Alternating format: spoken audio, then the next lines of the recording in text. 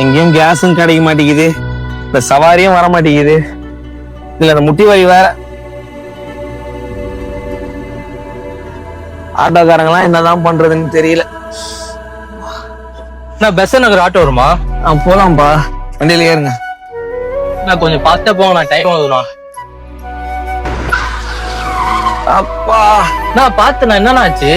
சாரிப்பா, 2 வருஷமா ஒரே முட்டி வலிப்பா.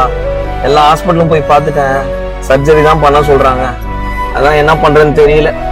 முட்டி வலிக்கு ஆபரேஷனா?